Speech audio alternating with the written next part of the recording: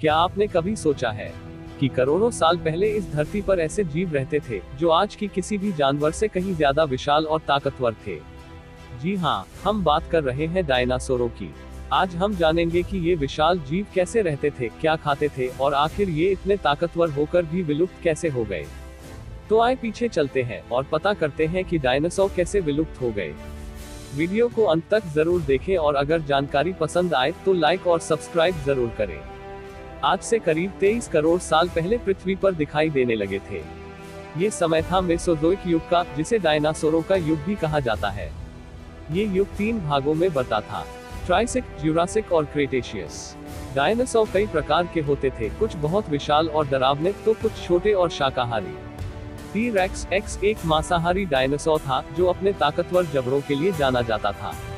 वहीं ब्रैकियोसॉरस, ब्रैकियोसॉरस जैसे डायनासोर पेड़ पौधे खाते थे और उनका आकार इतना बड़ा होता था कि पेड़ों की ऊंचाई भी उनके आगे छोटी लगती थी। डायनासोर बहुत अलग अलग वातावरण में रहते थे, घने जंगलों से लेकर खुले मैदानों तक। इनका शरीर वातावरण के अनुसार ढला हुआ था। कुछ डायनासोर 2 पैरों पर चलते थे तो कुछ 4 पैरों पर। इनमें से कई अपने समूह में रहते थे और एक दूसरे की रक्षा करते थे। और हाँ, ये सिर्फ डरावने जीव नहीं थे, कुछ डायनासोर तो अपने अंडों की भी देखभाल करते थे। ये अपनी दुनिया में खुशी से रह रहे थे, लेकिन शायद ऊपर वाले को इनकी खुशी मंजूर नहीं थी। आज से लगभग 23 करोड़ साल पहले इनकी किस्मत लिखी जा चुकी थी।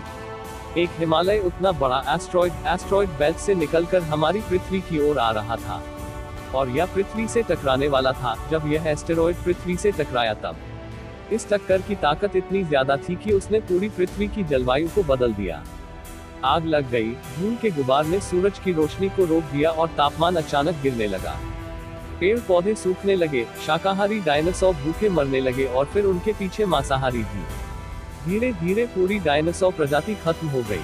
आज भी वैज्ञानिक डायनासोरों के अवशेष यानी फॉसिल्स को देखकर उनके रहन सहन, आकार और आदतों के बारे में अध्ययन करते हैं।